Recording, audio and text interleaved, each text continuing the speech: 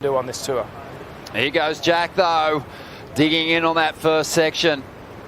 Gets a little swamped in the face, but the attack, it will be rewarded. Out onto the open face. There's a great carve. This way's nice and smooth. And Jack making good use of it as he rolls through to the inside. Nice little tweak on the tail to finish this one off. 23 minutes to go. On the outside, we saw Jake. First stage of the GWM Aussie Treble is in the bank, and we have some ratings leaders there, but we've also seen plenty of movement on the rankings for the Championship Tour too, and a lot of people making a charge, but this is what we're looking at now.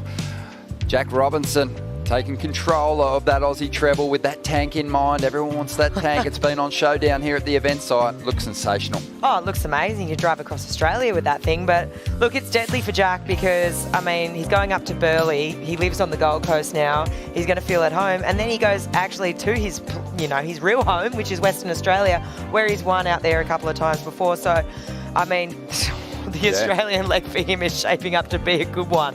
It sure is. Obviously established himself as the man to beat down here, and he will be a force as he moves through the next two events. Rich, this is what the rankings look like for the women on the Aussie Treble. Yeah, they look fantastic, and obviously just mirroring the results here at Bells Beach as we kick off the treble, and Isabella Nichols will feel really, really good about this. Again, as you said, heading home to the Gold Coast. I was originally from the Sunshine Coast, but this is where she resides now, and then obviously has had that winning feeling over in WA. So she's really set herself as, she's already got the keys in her hand, maybe. I don't know about that. Come on.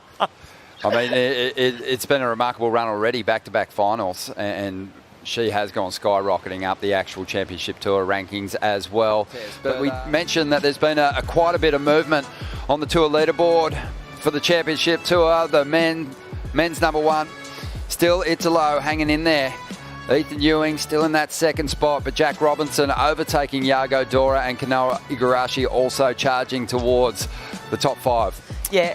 Well, this is exciting. I mean, for Jack and for Kanoa, they were kind of sitting around the same coming into this event, down that 8th, 9th place, and kind of uncharacteristic for them. So for them to jump up, into that, I mean, Kanoa, top 6, in the world is pretty amazing. Big win for Jack, 10,000 points, and, coming into two events like we mentioned where he's going to feel right at home. Yeah, I definitely think people should go and have a look at the complete rankings at worldsurfleague.com/rankings, and we're going to have a look at the women's top 10 too, because Gabriela Bryan is going to be in that yellow jersey for the first time in her career when we get to the Gold Coast. Yeah, that's pretty exciting, and she has just been in such good form, and perhaps a little mental victory over Caitlin Simmers, who drops down into the number 2 position. And then if you just check out those little red and green arrows next to the names, Isabella has gone skyrocketing up into 4th place, so really getting herself comfortable in that top tier of the ratings, and she's going to like it, seeing a name up there in number 4th, and I don't think she's done yet. I think she wants to keep climbing.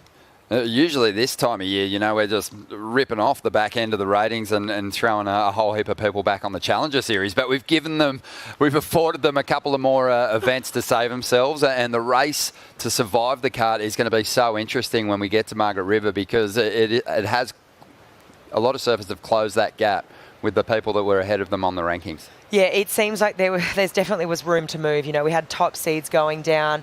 It's kind of tightened everything up, and look, it just has all the ingredients for just more drama, really, it's crazy. As a viewer, it's so exciting, but as an athlete, you're thinking, oh no.